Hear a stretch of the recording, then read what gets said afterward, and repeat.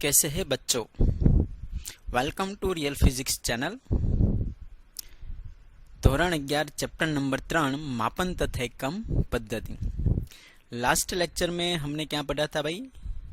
सरेराश वेग और सरेराश वेलोसिटी के बारे में, यानी कि सरेराश झड़प और सरेराश वेग। आज આપણે જોઈ રહ્યા છે अंतर विरुद्ध समयનો ग्राफ। बहुत ही बढ़िया टॉपिक है, अच्छी तरह से पढ़ लीजिए, देख लीजिए और उसका एग्जाम्पल भी यहाँ पर दिया गया है, उसे अच्छी तरह से सॉल्व कीजिए। तो चलो हम शुरू करते हैं। सरेराश वेग અને ઝડપ એટલે કે તત્કાલીન વેગ અને ઝડપમાં ગતિ અને સમયના આલેખો।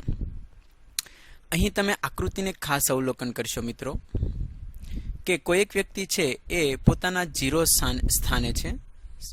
સમય જ્યારે 0 હોય ત્યારે પોતે x0 સ્થાને અહીં આપેલો છે। જ્યારે t1 સમય આવે ત્યારે તે પોતે x1 સ્થાને પહોંચે છે અને t2 સ્થાને આવશે ત્યારે તે પોતે x2 સ્થાને પહોંચે છે। તો આપેલો ગ્રાફ છે શું બતાવે છે મિત્રો? ખાસ નોંધ કરશો કે ગ્રાફ જે છે અંતર વિરુદ્ધ સમયનો ગ્રાફ તે પદાર્થનું પ્રારંભિક સ્થાન, અંતિમ સ્થાન અને કોઈ પણ સ્થાન છે કયા સમયે કેટલા સ્થાને છે એ દર્શાવે છે। ફરીથી કોઈ પણ સમયે પોતાનું કયા સ્થાને છે એ દર્શાવતો ગ્રાફ છે તેને અંતર વિરુદ્ધ સમયનો ગ્રાફ કહીએ છીએ આપણે। t બરાબર 0 સમયે તે ક્યાં છે? આકૃતિમાં જોશો x0 સ્થાને બરાબર છે। t1 સમય ક્યાં છે મિત્રો? x1 સ્થાને, વેરી ગુડ। અને t2 સમય ક્યાં છે? તે યસ x2 સ્થાને, તમે કહી શકો છો આકૃતિ જોઈને। હવે અંતર વિરુદ્ધ સમયનો જે ગ્રાફ છે તેનો ઢાળ લેવાનો છે મિત્રો। તમને ખ્યાલ ન હોય તો જણાવી દઉં ઢાળ કઈ રીતે દોરવામાં આવશે। અહીં તમને એક આકૃતિ દોરીને આખો ઢાળની સંપૂર્ણ માહિતી આપી દઉં છું, જે તમે ખાસ નોંધ કરી રાખશો। આ x અક્ષ છે અને અહીંયા જે છે y અક્ષ છે। હવે કોઈ પણ જ્યારે ઢાળ દોરતા હો મિત્રો, સમજો અહીં તમને એક રીડિંગ લીધેલું છે જેનો મુદ્દો દોરીને આપેલો છે, ગ્રાફ દોરેલો છે। તો અહીં તમે જોશો કે એક આપણે ગ્રાફ દોરેલો છે અહીં, બરાબર છે। એનો ઢાળ કઈ રીતે લો મિત્રો? કોઈ પણ બે બિંદુને જોડી દેશો। સમજો તમારું અહીં રીડિંગ જે છે એક આ બિંદુ લઈએ અને એક આ બિંદુ લઈએ। કોઈ પણ બે બિંદુ જે તમને રકમમાં આપેલા છે અથવા તો આપણે લઈ શકીએ છીએ, તેને x અક્ષ અને y અક્ષ સાથે જોઈન્ટ કરી દેશો મિત્રો। તો મેં અહીં એને x અક્ષ અને y અક્ષ ઉપર એને જોઈન્ટ કરી દીધા છે। ત્યારબાદ તેની વચ્ચેના જે પોઈન્ટ છે તેને તમે જોઈન્ટ આ રીતે કરી શકો છો। હવે જે તમને દેખાય છે ત્રિકોણ એ જે છે આપેલા આકૃતિનો ઢાળ થશે। અહીં ખૂણો બને છે જેને આપણે થીટા કહી શકીએ છીએ। તમે લખી શકો છો tan theta is equal to મિત્રો સામેની બાજુનો જે ગેપ છે તે y છે અને પાછળની બાજુનો જે ગેપ છે તે x છે। તો આ રીતે તમે લખી શકો છો y ના છેદમાં x। અથવા જો તમે આપેલા બિંદુઓના નામ આપેલા હોય, સમજો તમે ઢાળને નામ આ રીતે આપેલા છે કે આ જે છે એ બિંદુ છે, અહીં જે આપેલું છે બી બિંદુ છે અને અહીં જે આપેલું છે તમે સી બિંદુ છે। તો ઢાળ કઈ રીતે લખાય? તો કે ઢાળ AB ના છેદમાં BC। આકૃતિ ઉપરથી તમે બહુ સ્પષ્ટ કહી શકો છો, યસ ઓર નો? અચ્છા, તો AB જે છે કઈ રીતે મેળવશો? તો કે એ બિંદુ જે છે તેમાંથી તમારે બી બિંદુ બાદ કરવાનું છે। ત્યારબાદ નીચેના પોઈન્ટમાં x અક્ષ ઉપર જે છે એ બી બિંદુમાંથી તમારે સી બિંદુ બાદ કરવાનું છે। તો આ રીતે તમે y અક્ષના છેદમાં x અક્ષનો ઢાળ મેળવી શકો છો। તો અહીં જે ઢાળ જે છે તમને મિત્રો એ સરેરાશ વેગનું મૂલ્ય આપે છે, જે ખાસ નોંધ કરી રાખશો સરેરાશ વેગનું મૂલ્ય। મેં અહીં ઢાળની ગણતરી કરી છે। ઢાળ ઇઝ ઇક્વલ ટુ આપણે આકૃતિમાં તમે જોશો ABC। તો આ બાજુ જે છે અંતર છે જેને આપણે ડેલ્ટા x કહીએ છીએ અને નીચે જે છે મિત્રો x અક્ષ ઉપર સમય છે જેને મેં ડેલ્ટા t કીધું છે। ડેલ્ટા x એટલે તમને ખ્યાલ છે કે x2 - x1 છેદમાં t2 - t1। તમે આ રીતે ઢાળ મેળવી શકો છો। મિત્રો ઢાળ છે કોનું મૂલ્ય આપે છે? તો અહીં લખેલું છે કે સરેરાશ વેગનું। તો આ ઢાળ જે છે એ વેગ તમે લખી શકો છો, જેને સરેરાશ વેગ પણ દર્શાવી શકો છો। આપેલા ઢાળને બીજી રીતે લખવાની પદ્ધતિ પણ અહીં તમને આપેલી છે, જે ખાસ નોંધ કરી અને આપણે આગળ જઈએ તો તમે અહીં જોશો કે ઢાળને કઈ રીતે લખી શકાય। તો કે tan theta is equal to સામેની બાજુ ડેલ્ટા x ના છેદમાં પાછળની બાજુ ડેલ્ટા t, જે અંતર ભાગ્યા સમય છે, આથી તેને તમે સરેરાશ વેગ લખી શકો છો। હવે તમારો ઢાળ છે ધન ક્યારે છે તો વેગ ક્યારે ધન થશે, કારણ કે ઢાળ એટલે જ વેગ છે. આ પોઈન્ટ છે તમે નોંધ કરી રાખશો, જે તમને MCQ માં આપશે. બરાબર છે. તો વેગ ક્યારે ધન થશે અને ક્યારે ઋણ થશે તેનું મૂલ્ય આપેલું છે અહીં. તે પહેલા તમને આ જે પોઈન્ટ છે તેનો MCQ સ્પષ્ટ કરાવી દઉં છું મિત્રો. અહીં તમને અંતર વિરુદ્ધ સમયનો ગ્રાફ આપેલો હશે, તેમાં આ રીતે ઢાળ આપેલો છે અને અહીં તમને લખ્યું હશે 30 નું મૂલ્ય છે.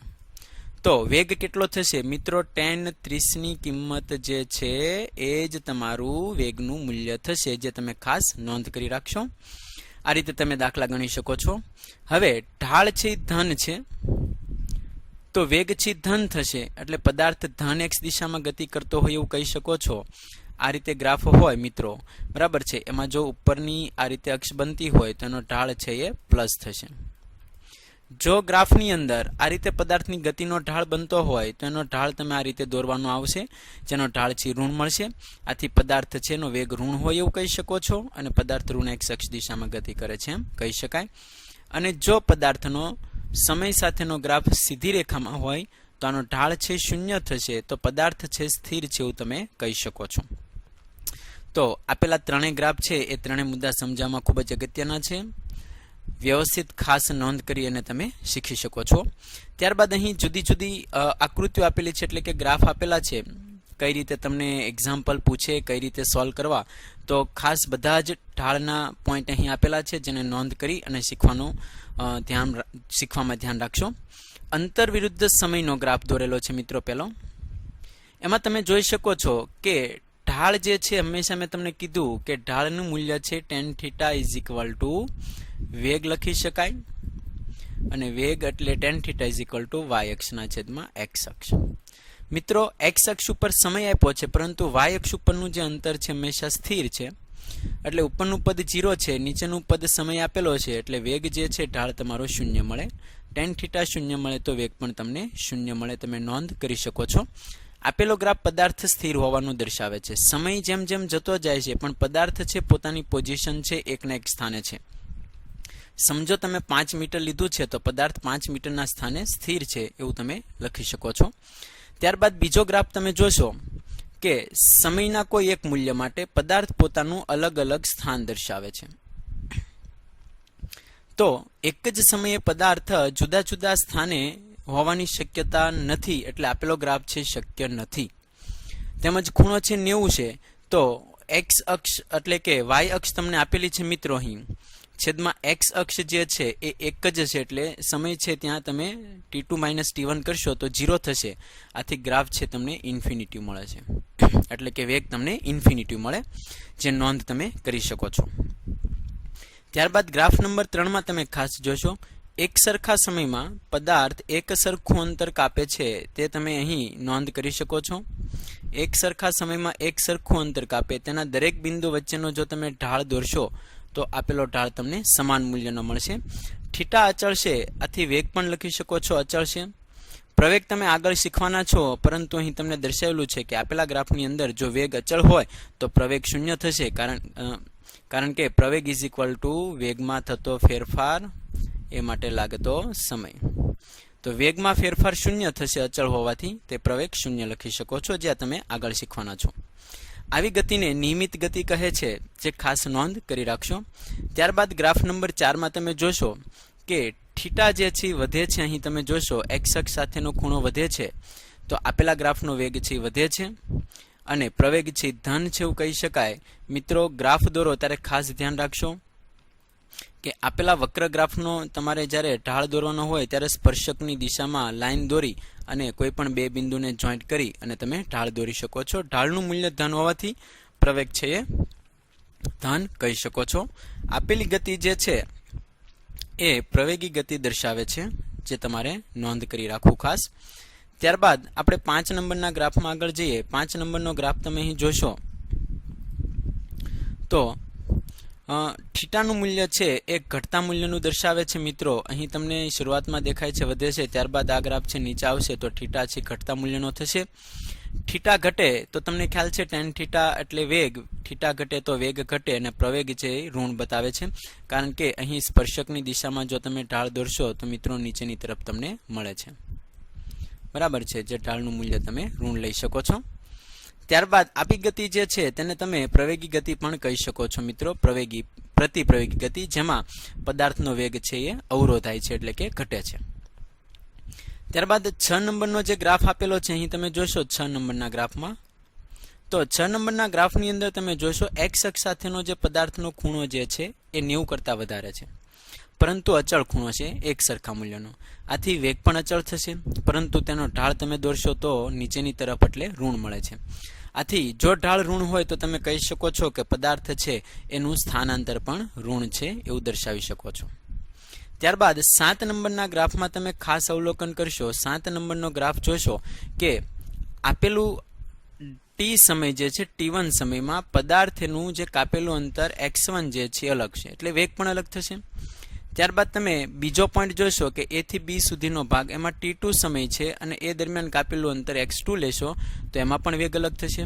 તો અલગ અલગ ભાગની અંદર વેગ અલગ અલગ હોવાથી બરાબર છે આપેલો ઢાળ પણ અલગ અલગ મળે છે, જે વેગ અલગ અલગ હોવાનું દર્શાવે છે. એટલે ગ્રાફ 7 જે છે અલગ અલગ ગ્રાફની અંદર અલગ અલગ વેગ દર્શાવે છે, જે નોંધ કરી શકો છો. ત્યારબાદ આપણે આગળનો ગ્રાફ લઈએ છીએ. 8 નંબરનો જે ગ્રાફ છે તેમાં ખાસ તમે જોશો 8 નંબરનો ગ્રાફ, જેમાં એક જ સમયે પદાર્થના 2 સ્થાન દર્શાવે છે. જેમ સમય જતો જાય એમ પદાર્થ અહીંયાથી ગતિની શરૂઆત કરે છે. તો તમે અહીં જોઈ શકો છો કે પદાર્થની એક સ્થિતિ અને 2 સ્થિતિ. મિત્રો એક જ સમયે એક જ પદાર્થ કોઈ દિવસ 2 જગ્યા પર હોઈ શકે નહીં, તેથી આપેલો ગ્રાફ છે શક્ય નથી. આ ગ્રાફ છે ખાસ નોંધ કરી રાખશો, જો ખ્યાલ ન પડે તો એકવાર ફરીથી રિપીટ કરી શકો છો. એક જ સમયે પદાર્થના 2 સ્થાન કોઈ દિવસ શક્ય નથી. ત્યારબાદ નીચેનો ગ્રાફ જોશો કે પદાર્થ છે પોતાના ઓરિજિન બિંદુ એટલે કે સંદર્ભ બિંદુ આવે છે, ત્યારબાદ તેનો વેગનું મૂલ્ય છે ધીમે ધીમે વધતું બતાવે છે. અને ગ્રાફ નંબર 10 જે છે મિત્રો, ગ્રાફ નંબર 10 છે પદાર્થના એક સરખા સમયમાં એક સરખું અંતર કાપતો નથી. આથી આવી ગતિને આપણે અગાઉ પણ દર્શાવી છે, અનિયમિત ગતિ કહીએ છીએ, જે ગ્રાફિકલ ક્વેશ્ચનમાં ખૂબ જ અગત્યના મુદ્દાઓ છે. તો ઉપરના જે ગ્રાફ તમને દર્શાવ્યા છે એ ખાસ નોંધ કરી અને શીખી શકો છો. ત્યારબાદ આપણે તત્કાલીન વેગ અને તત્કાલીન ઝડપ કોને કહેવાય તે પોઈન્ટ ઉપર જઈએ છીએ. તો તત્કાલીન વેગ તમારા માટે ખૂબ જ અગત્યનો અને આઈએમપી પોઈન્ટ છે, જેની નોંધ કરી રાખીએ અને કઈ રીતે શીખવામાં આવે છે જે થિયરી આપણે સંપૂર્ણ જોઈએ છીએ. સમજો એક પારિમાણિક ગતિ કરતો કણ છે. મિત્રો અહીં એક આકૃતિ દોરીને તમને સમજાવું કે એક પારિમાણિક એટલે સીધી રેખામાં કોઈ એક પદાર્થ છે એ ગતિ કરે છે. સમજો અહીં કોઈ એક વસ્તુ છે ગતિ કરે છે, t સમયે તે પોતે અત્યારે x સ્થાને છે.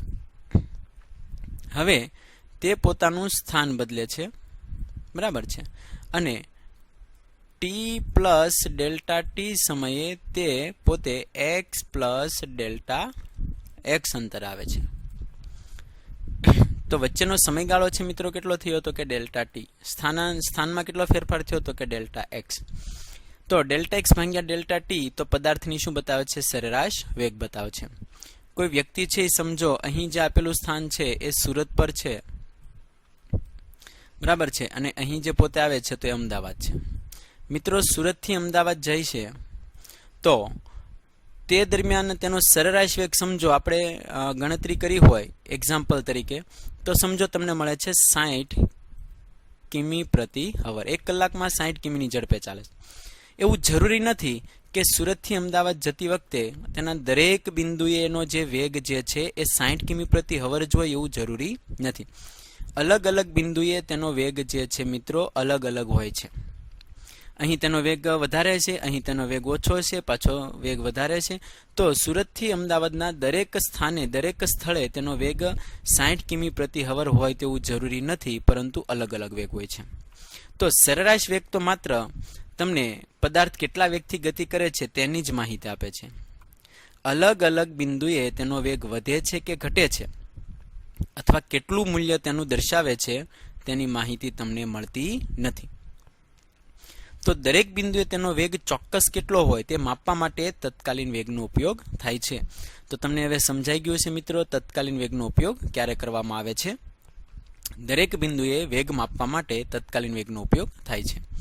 હવે અહીં તમે જોશો કે જો તમારે તત્કાલીન વેગ માપવો હોય, મિત્રો સુરતથી અમદાવાદ જવું હોય અને જો તમારે તેનો તત્કાલીન વેગ માપવો હોય, સમજો કે સરેરાશ વેગ જે છે એ સુરતથી અમદાવાદ સુધીનો 60 કિમી પ્રતિ અવર છે,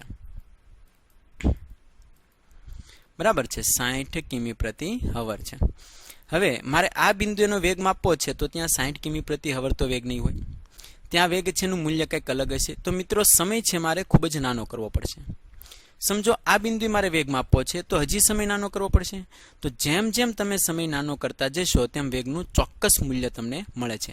તો મેથેમેટિક્સમાં સમયનું ખૂબ જ નાનું મૂલ્ય શૂન્યવત એટલે કે શૂન્ય નહીં પરંતુ શૂન્યની નજીક લખવા માટે delta T tense two 0 limit આ રીતે તમે મૂકી અને એક્ઝામ્પલ ગણી શકો છો. તો સમયને ખૂબ જ નાનો લખવો હોય તો મેથેમેટિક્સમાં લખી શકો છો delta T tense two 0 limit.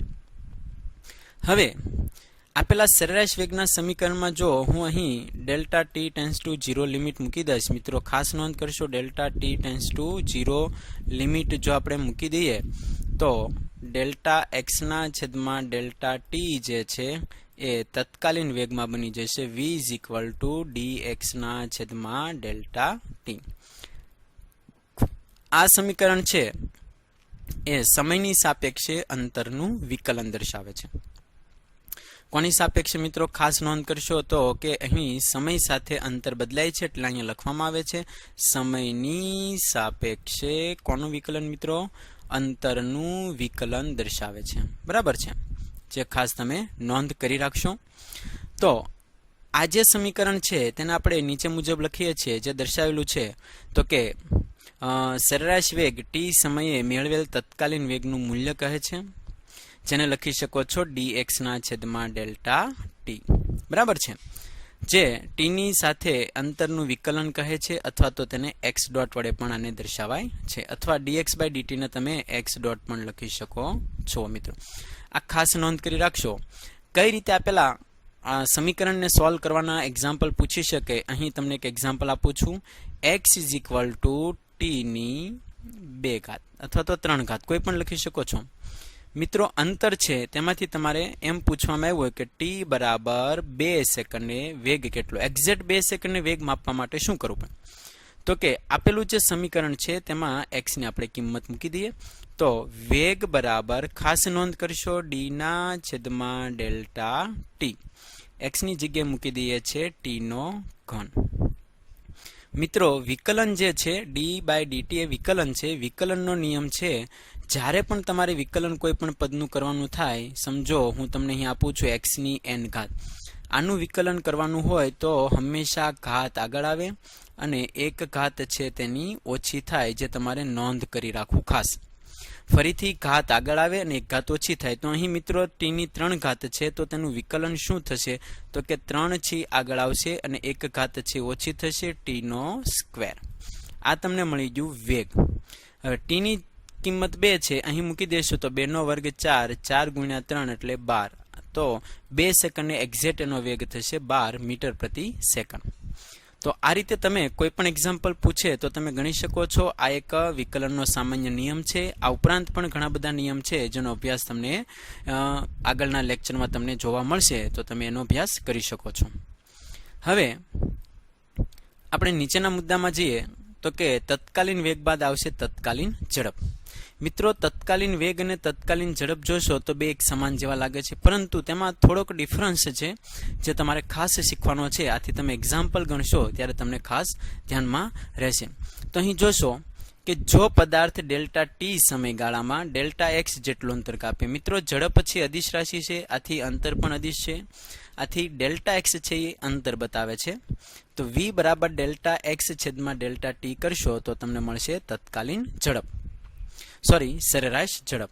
હવે સમય છે જો તમે ખૂબ જ નાનો કરી નાખશો, delta T tense two 0 limit કરશો, બરાબર છે, તો તમને વ્યક્તિની તે જ સમયે તમને તત્કાલીન ઝડપ મળશે. તેથી આપેલા સમીકરણને લખી શકો છો dxના છેદમાં ડેલ્ટા ટી, જે આગળ હમણાં લખી ગયા એ જ રીતે.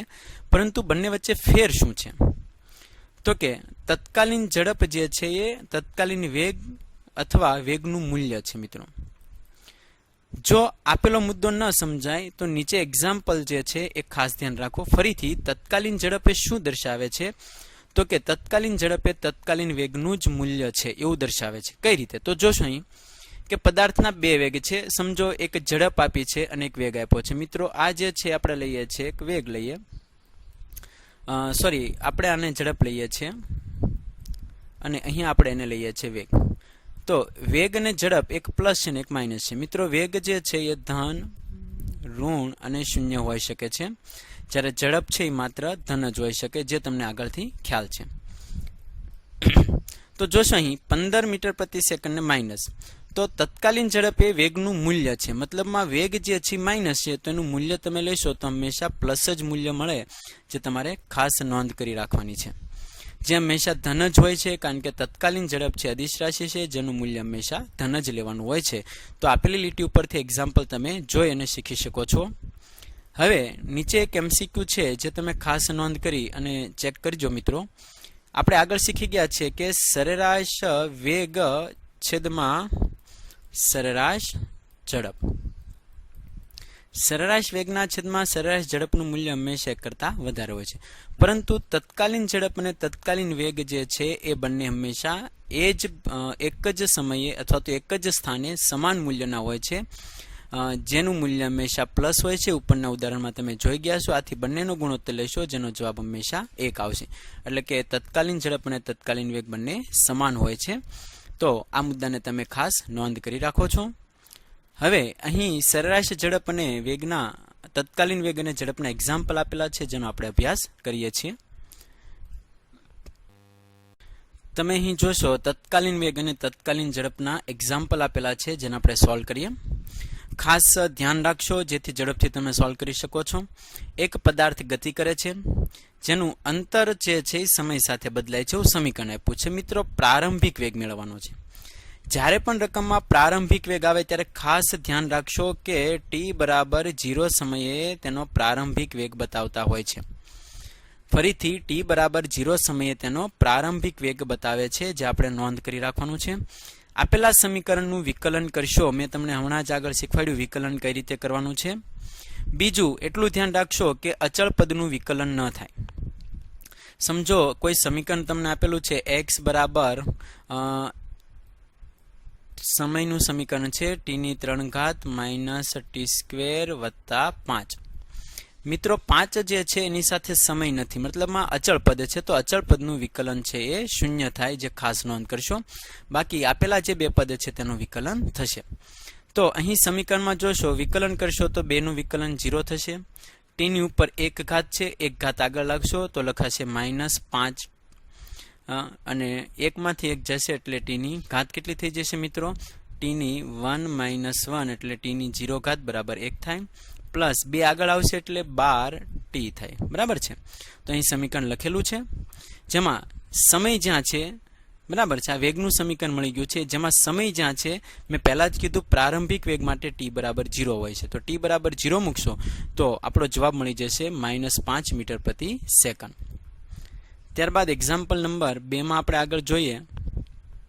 તમે અહીં જોશો કે સમય સાથે પદાર્થ બદલાય છે 15t - 0.4t².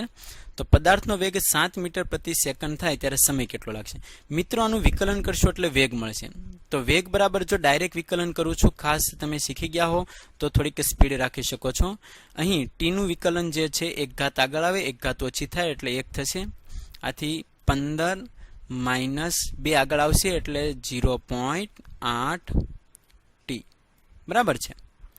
તમને સમય પૂછવામાં આવ્યો છે. મિત્રો આ જે વેગ 7 આપ્યો છે એ આ વેગની જગ્યાએ મૂકવાનો છે, અને 7 વેગની જગ્યાએ મૂકી સાદરૂપ આપશો તમે તો તમને સમય છે એ મિત્રો 10 સેકન્ડ મળી જશે, જે બહુ ખૂબ જ સહેલો દાખલો છે. તો થોડી વાર તમે પ્રેક્ટિસ કરશો તો તમને ઝડપથી ખ્યાલ આવી જશે, જે તમે ખાસ નોંધ કરી રાખશો. ત્યારબાદ એક્ઝામ્પલ નંબર આપણે 3 જોઈએ છે. t સમયે સ્થાનાંતર બદલાય છે a cos t. આ રીતે કોઈ સમીકરણ બદલાય છે. મિત્રો cos જે છે તેનું તમારે વિકલન કરવાનું છે. બરાબર છે. તો સ્થાનાંતર તમારે ગોતવાનું છે. સ્થાનાંતર છે કેટલા મૂલ્યનું મળશે? તો a cos t dx/dt કરશો તો તમને અહીં મળશે વેગ. dx/dt એટલે વેગ. cos t નું વિકલન થશે મિત્રો -sin t. બરાબર છે, માઇનસ સાઇન ટી. અને જો તમે હજી એકવાર એનું વિકલન કરશો મિત્રો તો સાઇન ટીનું થશે ફરીથી કોસ ટી. તો અહીં તમને સ્થાનાંતર જે છે એની જગ્યાએ તમને પ્રવેગ એ પૂછેલો છે. પ્રવેગ કેટલો છે? કારણ કે સમયની સાપેક્ષે 2 વાર વિકલન કર્યું છે. ત્રીજું એક્ઝામ્પલ હાલમાં જો તમને ન સમજાય તો પ્રવેગ શીખ્યા બાદ તમે ફરીથી આ એક્ઝામ્પલ લખી રાખશો અને ફરી એકવાર તમે જોઈ શકો છો. જો કોઈ મિત્રોને સાઇન કોસનું વિકલન ન ફાવે તો આપણે લેક્ચરની અંદર વિડીયોમાં તમારે જોવાનું છે. વીડીની અંદર એટલે કે VIDEO. બરાબર છે મિત્રો. વિડીયોમાં તમને મેથેમેટિક્સ ફિઝિક્સ કઈ રીતે આવે જે આપણે સોલ્વ કરવાનો એક વિડીયો મૂકવાના છે, જે તમે એમાંથી જોઈ શકો છો. સાઇન કોસ જો તમને ન ફાવે તો તમે સહેલી રીતે એમાંથી શીખી શકો છો. હાલમાં તમે ત્રીજો એક્ઝામ્પલ જો ન ખબર પડી હોય તો લખી રાખશો, અથવા તો અહીં તમે જોશો 2 વાર વિકલન કરવાનું છે, જેથી તમે ટ્રાય કરી શકો છો. ત્યારબાદ એક્ઝામ્પલ નંબર 4 જે છે તે સમીકરણને ખાસ જોશો. ટી આપેલું છે √x+3. વેગ 0 હોય ત્યારે સ્થાનાંતર શોધવાનું છે મિત્રો. તો પહેલા તો તમારે જ્યારે પણ આ ટાઈપનું કોઈ એક્ઝામ્પલ પૂછે ત્યારે ખાસ ધ્યાન રાખજો કે તમારે આપેલા એક્ઝામ્પલમાંથી તમારે અંતરને કરતા બનાવવાનું છે. તો અંતરને કરતા બનાવશો તો t-3 થશે. વર્ગ કાઢશો તો અહીં 2 બાજુ વર્ગ લાગી જશે. t-3 નો વર્ગ એટલે કે a - b નો વર્ગ છે, જેનું સાદરૂપ થશે a² - b² plus b² - 2ab, જેનું સાદરૂપ છે અહીં તમને દર્શાવેલું છે. આનું વિકલન કરશો તો 2t થશે, -6 t નું 1 થઈ જશે અને અચળ પદનું 0 થશે. મિત્રો વેગ 0, વેગ મળી ગયો છે સમીકરણ વિકલન કરતા. વેગ 0 એટલે તમે અહીં વેગને 0 કરશો તો 2t - 6 થશે. બેને સામસામે લઈ જશો તો સમય તમને 3 સેકન્ડ મળશે. આ સમયની કિંમત આપણા સ્થાનાંતરના સમીકરણમાં મૂકી દેશો એટલે આપણો ઉપરનો જવાબ જે છે તમને મળી જશે. જે આ ટાઈપના એક્ઝામ્પલ પૂછે ત્યારે તમે ખાસ સોલ્વ કરી શકો છો મિત્રો. બરાબર છે. અહીં એક્ઝામ્પલ આપેલું છે તેમાં તમે કિંમત મૂકીને સાદરૂપ આપી દેશો એટલે તમારો જવાબ મળી જશે 0. ત્યારબાદ 5મા એક્ઝામ્પલમાં ખાસ s એટલે અહીં અંતર જ આપેલું છે, સ્થાનાંતર. 4 ને આના છેદમાં લઈ જશો. સૌપ્રથમ પહેલા અંતરને કરતા બનાવવાનું છે. કોઈ પણ પદ એની સાથે આપેલું હોય ને સામે લઈ જશો એટલે આ છેદમાં જશે. મિત્રો હવે આપેલા પદનું તમારે વિકલન કરવાનું છે, બીજું કશું જ કરવાનું નથી. વિકલન કરો ત્યારે ખાસ ધ્યાનમાં રાખીને વિકલન કરવાનું છે. સમયની સાપેક્ષે વિકલન કરવાનું છે. આપેલું જે પહેલું પદ તમને દેખાય છે આ પદની અંદર સમય નથી, તેથી આપેલા પદનું વિકલન 0 થશે. અહીં તમને વિકલન કરેલું છે. 4 ઘાત આગળ આવશે એટલે 8 થશે. 8nt3 થશે. બરાબર છે, 8nt3. તો આ 4 છે અહીંયાથી ઉડી જશે તો વિકલન કરશો તો આ જે 4 છે એના છેદમાં જશે, ગુણાકારમાં છે, તો અહીં થશે 2nt3, જે બહુ સિમ્પલ પદ છે, તમે લખી શકો છો. અથવા પહેલેથી જ અહીં સાદરૂપ આપી અને પછી વિકલન કરી શકો છો અને ઝડપથી જવાબ મેળવી શકો છો. ત્યારબાદ આપણે આગળના એક્ઝામ્પલમાં જોઈએ. એક્ઝામ્પલ નંબર 6 અંતરનું સમીકરણ આપેલું છે, જેમાં તમારે 3 સેકન્ડ બાદ સ્થાનાંતર શોધવાનું છે. તો મિત્રો સ્થાનાંતર એટલે t બરાબર 0 સમય મૂકો અને ત્યારે તમને મળશે x1 મળશે, અને t બરાબર તમે 3 સેકન્ડ મૂકશો ત્યારે તમને મળશે ને કહી શકો છો x2. બરાબર છે. તો અહીં તમે જોશો t બરાબર 0 મૂકશો તો બંને પદ નીકળી જશે, તો અહીંયા વધશે તમને માત્ર 9, અને જો તમે એમાં 3 સેકન્ડ મૂકશો તો તમને એનો જવાબ મળશે 12. x2 માંથી x1 બાદ કરશો એટલે જવાબ મળી જશે 3 મીટર. આ રીતે તમે એક્ઝામ્પલ શીખી શકો છો. ત્યારબાદ આપણે આગળનું એક્ઝામ્પલ લઈએ. 7 નંબરનું એક્ઝામ્પલ તમે ખાસ જોશો મિત્રો કે એક અંતરનું સમીકરણ આપ્યું છે at² - bt³. પદાર્થનો પ્રવેગ કયા સમયે 0 છે. મિત્રો પ્રવેગ આપ્યું છે. અંતરનું 2 વાર વિકલન કરશો એટલે પ્રવેગ મળશે. આનું સૌપ્રથમ પહેલા તમે વિકલન કરશો તો તમને ખબર જ છે કે વેગ બરાબર વિકલન કરશો એટલે વેગ મળશે. ઘાત આગળ આવશે 2at થશે, ઘાત ઓછી થશે, -3bt² થશે. બરાબર છે. હવે આનું ફરી એકવાર વિકલન કરશો એટલે પ્રવેગ મળશે, જેને પછીના લેક્ચરમાં તમે શીખવાના છો.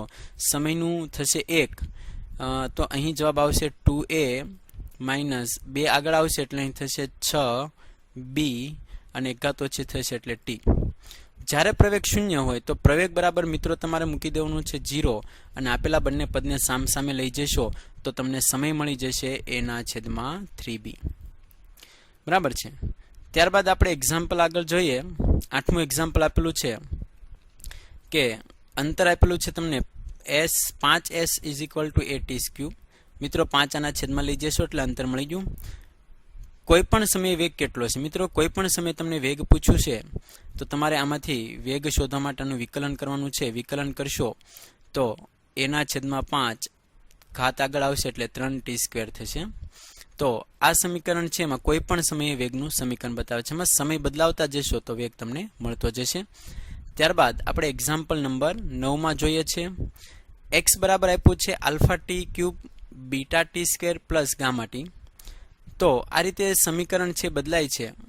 અહીં પ્લસ છે વધારાનું આપેલું છે જે તમે કેન્સલ કરશો. તો પ્રારંભિક પ્રવેગને પ્રારંભિક વેગનો ગુણોત્તર પૂછ્યો છે. તો મિત્રો પ્રારંભિકનો મતલબ તમે કહી શકો છો t બરાબર 0 હોય ત્યારે પ્રારંભિક હોય. આનું એકવાર વિકલન કરશો એટલે વેગ મળશે. વેગનું સમીકરણ થશે 3α/t² વત્તા 2βt વત્તા ગામા. આ સમીકરણ છે વેગ છે અને પ્રવેગનું સમીકરણ તમે 6α/t પ્લસ 2β. મિત્રો અહીં તમે જોશો જ્યાં સમય છે બરાબર છે, જ્યાં સમય છે ત્યાં તમે t બરાબર 0 મૂકશો તો કયા કયા પદ નીકળી જશે? આ પદ નીકળી જશે, આ પદ નીકળશે, આ પદ. તો તમને પ્રવેગ છે 2β છે અને ગામા છે જેનો ગુણોત્તર તમને પૂછેલો છે તો તમે અહીં લઈ શકો છો અને જવાબ મેળવી શકો છો. તો નીચે આપણે જોઈ લઈએ જવાબ શું આપેલો છે અને ચેક કરી લઈએ. તો અહીં તમને બંનેનો ગુણોત્તર લેશો તો 2β/ગામા આપેલું છે. રેડી? ત્યારબાદ મિત્રો તમે ખાસ નોંધ કરશો ગ્રાફિકલ ક્વેશ્ચન તમને અહીં આપેલા છે. ઇંગ્લિશમાં છે પરંતુ તમને એને સમજાવતો જાઉં છું જેથી ખબર પડશે. એક પદાર્થ છે એ x અક્ષ ઉપર ગતિ કરે છે. તો કયા પ્રકારની ગતિ છે એ આપેલા MCQ પરથી તમારે ચેક કરવાની છે. પદાર્થની ગતિ સમય સાથે અંતર આપ્યું છે.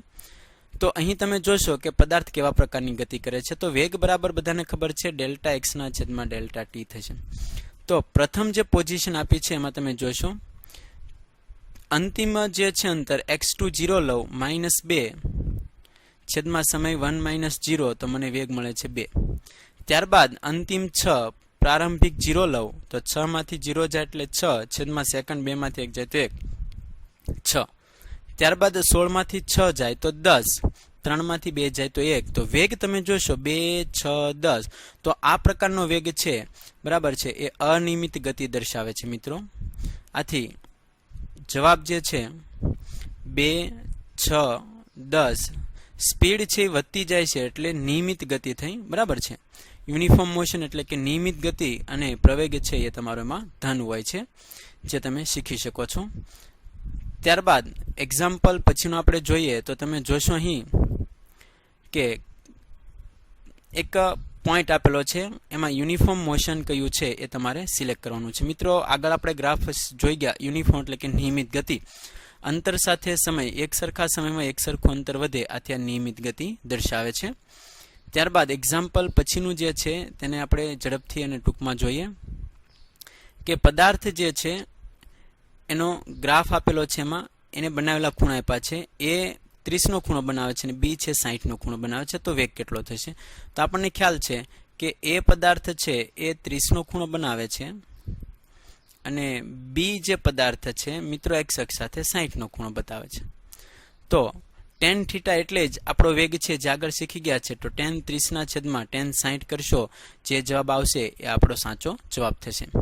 ત્યારબાદ અહીં ખાસ ધ્યાન રાખશો અહીં અંતર x હતું, સમય t હતું. અહીં અક્ષ બદલાવી નાખી છે. સમય t અહીંયા છે, અંતર x અહીંયા છે. તો તમારે ઢાળ લેવાનો જે છે એ મિત્રો તમને ખ્યાલ છે tan θ = વેગ થાય અને ઢાળ એટલે અહીં ઢાળ જે છે t/x થાય. તો t/x આને ઉલટાવી નાખશો તો તમે 1/v લખી શકો છો. 1/v = x/t થાય. બરાબર છે? અને 1/tan θ થશે. તો મિત્રો આ જે પોઈન્ટ જે છે તેને સોલ્વ કરી અને કિંમત મૂકી શકો છો અક્ષને આધારિત ખાસ. v બરાબર tan થીટા મળશે, ઉલટા આવશો એટલે, અને v એટલે tan 30 ની કિંમત 1/√3 બરાબર છે. અને x અક્ષ સાથે કેટલાનો ખૂણો બનાવે તો એ રીતે પણ તમે સોલ્વ કરી શકો છો. 60 નો ખૂણો અહીં આપેલો છે તો tan 60 ની કિંમત વેગ બરાબર √3 થશે. તો આ રીતે પણ તમે અહીં એક્ઝામ્પલ શીખી શકો છો.